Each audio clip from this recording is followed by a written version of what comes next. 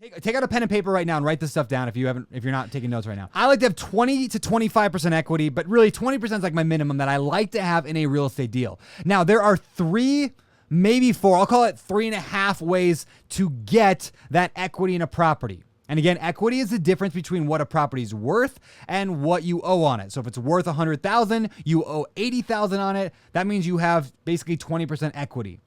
So how do you get that equity? Let me give you 3.5 ways. Number 1, you can buy equity. What does that mean? It means that you put a down payment. Like if there was a $100,000 property that was for sale, it's worth $100, it's for sale for $100, you buy it for $100, and you put $20,000 down payment, you now have a property that your mortgage is $80,000, it's worth $100, you've got 20% equity. Great, you bought that equity with your own money. Now, the second way to do it is you can find equity. You find equity when it's like you just happen to find a really good deal. You found a property worth $100,000 and you only paid $80,000 for it. How did you find it? I don't know. You did off-market real estate deal hunting, or you knew somebody who knew somebody who was going to sell it. That's finding equity.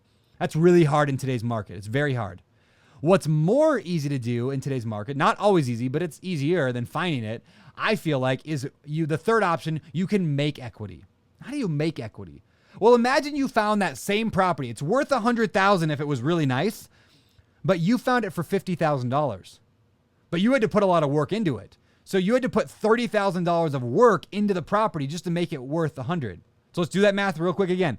It's worth $100,000 when it's all fixed up. You bought it for $50,000 and you put $30,000 into it. What does that mean? How much money do you have into the deal now? $80,000. So you now have made that 20% equity without having to put your own money into it. Now that is the basis of what we call the BRRRR strategy, the buy, rehab, rent, refinance, repeat. That's why we like the BRRRR strategy, because it is a way to make equity. I don't want to go in depth on BRRRR right now. We've got a million videos on it. David Green even wrote a book called Buy, Rehab, Rent, Refinance, Repeat.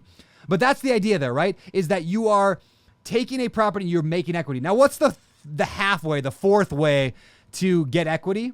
Time. Over time, properties tend to go up in value, and over time, the mortgage tends to get paid down or does get paid off, which means over time, the longer you own property, the more your equity grows. I have properties I bought 15 years ago now that I have paid off, and I now have a bunch of equity, hundreds of thousands of dollars of equity. I'm a millionaire because I have equity in my property that grew over time. So those are like the 3.5, I guess you'd call it 4 ways to build equity. So did you like this? Was that good? Was that helpful? I hope so.